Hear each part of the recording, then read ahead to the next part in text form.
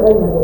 தற்போது 2024ஆம் ஆண்டு மே மாதம் நடைபெறுகின்ற குருபெயர்ச்சி எவ்வாறு இருக்கப் போகிறது என்பதை பற்றி தெளிவாக கூறுவதற்கு நமது அரங்கத்திற்கு 16 வருடம் ஜோதிடர் அனுபவம் பெற்ற பேராசிரியர் PK சுந்தரபாண்டியன் அவர்கள் வந்திருக்கார். அவரோட நம்ம வெல்கம் பண்ணலாம். Welcome sir. Welcome madam. சிம்மராசி நேயர்களுக்கு இந்த குரு பயிற்சி காலகட்டத்தில் என்னென்ன மாற்றங்கள் நடக்க போகுது அப்படின்னு சொல்லிட்டு நம்ம சார் கேட்டு தெரிஞ்சுக்கலாம். சார், சிம்ம ராசி நேயர்களுக்கு இந்த குரு பயிற்சி காலகட்டத்தில் என்ன மாதிரி மாற்றங்கள் நடக்க போகுது அப்படின்னு நம்ம நேயர்களுக்கு சொன்னீங்கன்னா நல்லா இருக்கும் சார். கண்டிப்பாக மேடம். அதாவது சிம்ம ராசிக்காரங்க அப்படின்னு பார்த்தீங்கன்னா அவங்க எப்பயுமே ஒரு சிம்மாசனத்தில் அமர்ந்திருக்க மாதிரி ஒரு ஃபீலிங் இருப்பாங்க. அப்படியே ஒரு இடத்துல இப்போ உட்காடுறோம்னா சாதாரண செயல்களை அமர்றது அவங்களுக்கு பிடிக்காது. அப்படியே ஒரு கம்பீரமான தோரணையில் அமர்றது தான் அவங்களுக்கு பிடிக்கும். அதுபோல் பார்த்தீங்கன்னா சிம்ம ராசிக்காரங்க கோபம் வராத வரையும் அவங்களோட யாரும் பிரச்சனை கிடையாது. கோபம் வந்துச்சு அப்படி நெருப்பு இருந்தால் எப்படி இருக்கும், அதே மாதிரி கண் பார்வையினாலே எரிச்சிருவாங்க. அந்த அளவுக்கு ஒரு சக்தி, அந்த ஆளுமை தன்மை, தைரியம், தன்னம்பிக்கை இதுலலாம் அவங்களுக்கு எப்பவுமே குறைவு இருக்காதுங்க. அவசரப்பட்டு பண்ணாலும் அதை தைரியமாக பண்ணுறது சிம்ம ராசிக்காரங்க ஃபஸ்ட்டாக இருப்பாங்க. ஸோ இப்போ இந்த குரு பயிற்சியானது சிம்ம ராசிக்கு எத்தனாம் இடமா வருது அப்படின்னு பார்த்தீங்கன்னா, சிம்ம ராசியிலேருந்து நம்ம ரிஷபராசி என்னும்போது 10ஆம் இடம்னு சொல்லுவோம். குரு பகவான் 10இல் அமர்கிறார். அப்போ ஒரு பதட்டமும் பயத்தோடு இருக்கணும். இது இயல்பான விஷயம்தான். முன்னாடி முன்னோர்கள் சொன்னது 10இல் குரு வந்தால் பதவியும் பறிபோகும். வனவாசம் போனார்கள் அப்படிங்கிறது, ராமரும் வனவாசம் போனார் அப்படின்னு சொல்லுவாங்க பார்த்தீங்களா. இது ஒரு முன்னாடி காலத்தில் இப்பயும் நடக்கிற விஷயங்களுக்கு முன்னாடி காலத்தில் ஒரு பழமொழி, சரியா? அப்போ அந்த 10ஆம் இடத்துல குரு வந்துட்டா எந்தெந்த விஷயங்களில் நீங்கள் கவனக்குறைவாக செய்கிறீங்களோ அதில் கண்டிப்பாக ஒரு 10ஆம் இடத்துல குரு உட்கார்ந்தாருன்னா அவர் அந்த வேலையை செஞ்சு முடிச்சு கொடுத்துருவார். இதுதான் விஷயம். ஸோ நீங்கள் கவனமாக இருந்தீங்கன்னா உங்களுடைய வேலையில் பறி போகாது.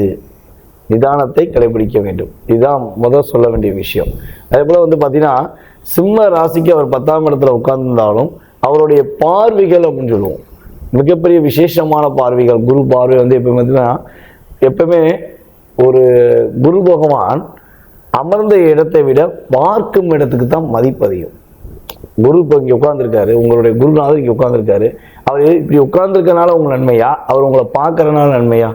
எப்பயுமே உங்கள் குரு உங்களை பார்த்தா தான் நீங்கள் சந்தோஷப்படுவீங்க. உங்கள் குருநாதருக்கு உங்கள் டீச்சர் யாராச்சும் உங்களை பார்த்து அப்படி ஒரு பார்வை பார்த்தா உங்களுக்கு சந்தோஷம். ஆக டீச்சர் நம்மளை இன்றைக்கி பார்த்துட்டாங்க, நம்ம குரு நம்மளை இங்கே பார்த்துட்டாங்க அப்படின்னு நம்ம நினைப்போம் பார்த்தீங்களா. அதே மாதிரி தான் குரு பார்வை தான் கோடி புண்ணியம்.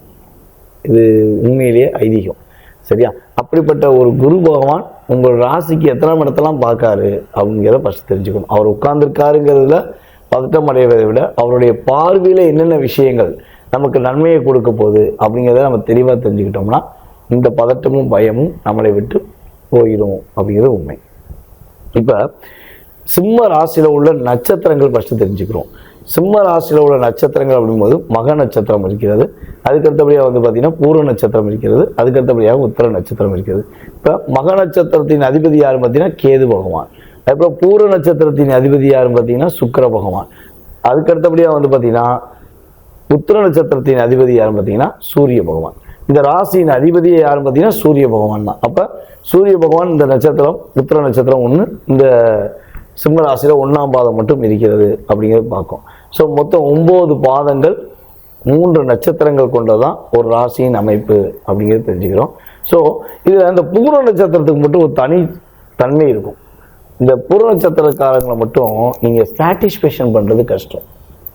ஒரு எதுவாக இருந்தாலும் அவங்க மனசுக்கு பிடிச்சா மட்டும்தான் அதை ஏற்றுக்கிறவங்க. அது ஆணாக இருந்தாலும் சரி, பெண்ணாக இருந்தாலும் சரி, அவங்க கூட நட்பு வச்சுக்கிறதுனாலும் சரி, அவங்க திருமணம் சம்மந்தப்பட்ட விஷயங்கள்லையுமே ரொம்ப ரொம்ப ரொம்ப ரொம்ப டைம் எடுத்துக்கிடுவாங்க.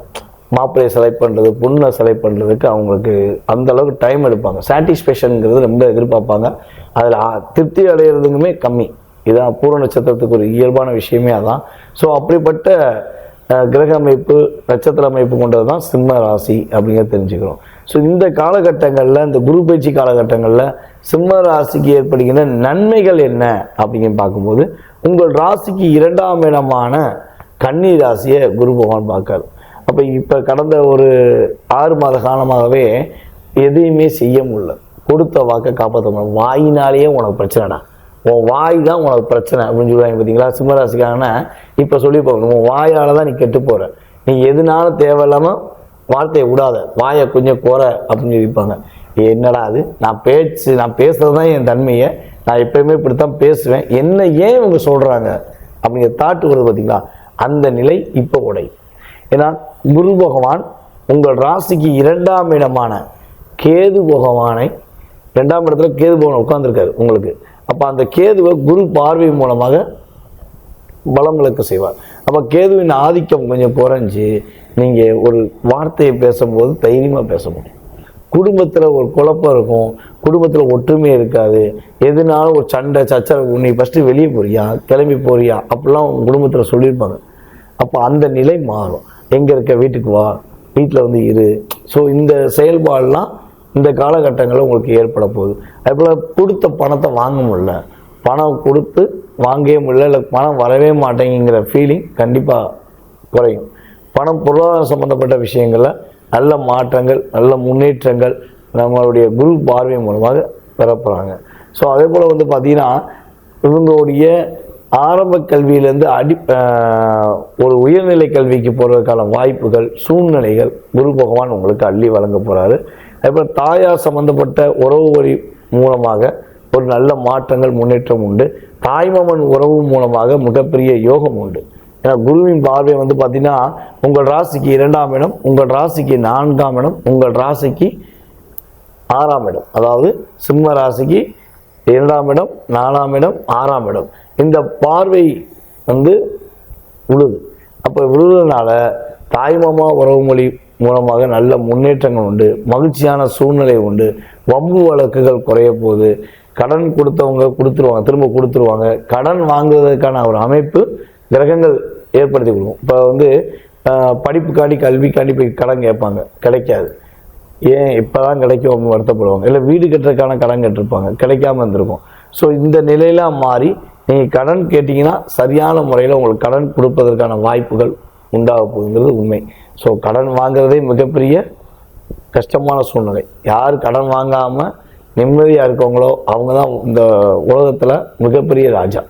இது நமக்கு தெரிஞ்ச விஷயம். ஸோ ஆனால் கடன் கிடைக்கலைங்கிறது எவ்வளோ பெரிய கொடுமையான விஷயம். அந்த நிலை மாறுவதற்கான அமைப்பு சிம்ம ராசிக்காரர்களுக்கு ஏற்பட போது. உடல் ஆரோக்கியத்தில் நல்ல ஒரு முன்னேற்றம் உண்டு. வேலை சம்பந்தப்பட்ட விஷயங்களில் முழு கவனம் செலுத்தினா மிகப்பெரிய மாற்றம் உண்டு. வேலை பறிப்போவதற்கான அமைப்பை மாற்றி அமைப்பதற்கான சூழ்நிலை தான். நீங்கள் வழிபாடு முறையை கரெக்டாக கடைபிடிக்கணும். குரு பயிற்சி என்று உறுதியாக அருகில் இருக்கும் குரு பகவான் வழிபாடு அல்லது திருச்செந்தூர் முருக பகவான் வழிபாடு செய்வது நல்ல முன்னேற்றத்தை கொடுக்கும், நல்ல ஒரு வெற்றியை கொடுக்கும் என்ற குறிப்பிலே கடந்த 6 மாதங்களா வாய்ப்பு வந்து பேச முடியாம தவிச்சிட்டு இருந்த சிம்மராசினியர்களுக்கு இப்ப தைரியமா பேசுறதுக்கான வாய்ப்பு இருக்கு. அது மட்டும் இல்லாம குடும்பத்துல ஒற்றுமை உண்டாகும் சொல்லியிருக்காங்க. உடல் ஆரோக்கியத்துல முன்னேற்றம் இருக்குன்னு சொல்லியிருக்காங்க. பொருளாதார பிரச்சனை பத்தி கவலைப்பட வேணாம்னு சொல்லியிருக்காங்க. மித்தபடி தொழில் வேலை விஷயத்துல மட்டும் கொஞ்சம் கவனம் செலுத்த சொல்லியிருக்காங்க. மற்றபடி எல்லாமே நல்லதே நடக்கும்னு சொல்லியிருக்காங்க. எல்லாமே நல்லதே நடக்கும். என்னோட வாய்ப்பு குரோதி வருடம் சித்திரை மாதம் தமிழ் வருட பிறப்பு என்பது மிகப்பெரிய ஒரு முக்கியமான செயல்பாடு. இந்த மாதத்தில் குரு பகவான் பயிற்சியாவது அனைவருக்குமே மகிழ்ச்சியும் சந்தோஷமும் கொடுக்க போகுது. அது நம்ம வீடியோவில் பார்த்தோம். இது தவிர்த்து வந்து பார்த்திங்கன்னா இந்த நம்ம சொன்ன குரு பயிற்சி பலன்கள் அப்படிங்கிறது வந்து பார்த்திங்கன்னா ஒவ்வொரு ராசிக்கும் 20லேருந்து 30% செயல்படும். அதில் எந்த மாற்றமும் கிடையாது. கண்டிப்பாக 20லேருந்து 30% வாழ்க்கையில் நல்ல விதமான மாற்றங்கள் உண்டு. சின்ன சின்ன தாக்கங்கள் சொன்ன பார்த்தீங்களா, அந்த தாக்கத்துக்குரிய செயல்பாடும் உறுதியாக உண்டு. மீதி உள்ள 70% எங்கே இருக்குது அப்படின்னு பார்க்கும்போது உங்களுடைய சுய ஜாதகத்தில் தான் அதனுடைய தன்மை இருக்கிறது.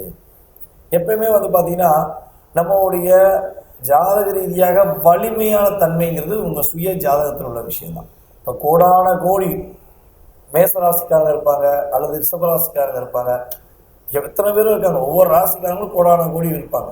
ஸோ அப்படி இருக்கும் அத்தனை ராசிக்காரர்களுக்கும் இதெல்லாம் நடந்துருதா அப்படின்னா 20 to 30 தான். அப்போ மீதி உள்ள சதவீதம் அதுதான் உங்களுடைய வாழ்க்கையை நிர்ணயம் பண்ணுது. உங்களுடைய ஜாதகத்தில் உள்ள கிரக அமைப்புகள். இப்போ லக்னம் தான் ஒரு மனிதனுடைய ஜாதகத்தில் மிக முக்கியமாக எடுத்துக்கணும். லக்னத்தை வச்சு தான் ஒரு தசாபுத்தியை நிர்ணயம் பண்ணுறோம். ராசியின் அடிப்படையில் நட்சத்திர ரீதியாக தசாபுத்தியை நிர்ணயம் பண்ணுறோம். ஸோ இப்போ லக்ன ரீதியாக ஒரு மனிதனுடைய வாழ்க்கையில் அந்த லக்னம் நல்ல ஒரு வலிமை இருந்தால் அந்த ஜாதகர் எதையும் எதிர்கொள்ளும் சக்தி கொண்டவராக இருப்பார். இதுதான் விஷயம். ஸோ அப்போ ஒரு ஜாதகம் எந்த அளவுக்கு வலிமையாக இருக்கோ அந்த அளவுக்கு அவங்களுடைய வாழ்க்கையில் மாற்றங்கள் மகிழ்ச்சிகள் ஏற்படுங்கிறது உண்மை. இப்போ நம்ம சொல்லிக்கிட்டே இருக்கும்போது அவங்க ஜாதகம் வலுவு இல்லாமல் இருக்கும்போது நம்ம என்னதான் சொன்னாலும் அவங்களால அதை ஏற்றுக்கிற முடியாது அப்படிங்கிறது தான் ஜாதக ரீதியான உள்ள விஷயம். அப்போ இதை எப்படி தெரிஞ்சுக்கிறது? என்னுடைய வாழ்க்கையில் நீங்கள் சொன்ன விஷயங்கள்லாம் நடக்குமா, இல்லை என்னோடய வாழ்க்கையில் எப்போ நல்ல மாற்றம் இருக்கும் அப்படிங்கிறத நீங்கள் தெரிஞ்சுக்கணும்னு ஆசைப்பட்டீங்கன்னா கீழே உள்ள வாட்ஸ்அப் நம்பருக்கு உங்களுடைய டீட்டெயில்ஸ் அனுப்பிவிடுங்க. முன்பதிவு செஞ்சுக்கோங்க. முன்பதிவு செஞ்ச அனைவருக்குமே ஜாதக ரீதியான முழு விவரங்கள் மிக தெளிவாக துல்லியமாக கூறப்படுகிறத தெரிவிச்சுக்கிறேன். முன்பதிவு செஞ்சுக்கோங்க. உங்களுடைய வாழ்க்கையில் மிகப்பெரிய மாற்றங்களும் மிகப்பெரிய மகிழ்ச்சியும் கிடைக்க வாழ்த்துக்களை. நான் உங்கள் டிஜே சுந்தரபாண்டி, சிவகாசியிலிருந்து. நன்றி சார். நீங்கள் புகழ் டிவி சார்பாக உங்களுக்கு நாங்கள் நன்றி சொல்லிக்கிறோம் சார். புகழ் டிவி நேயர்கள் அனைவருக்குமே நன்றி. இனிய தமிழ் புத்தாண்டு நல்வாழ்த்துக்கள்.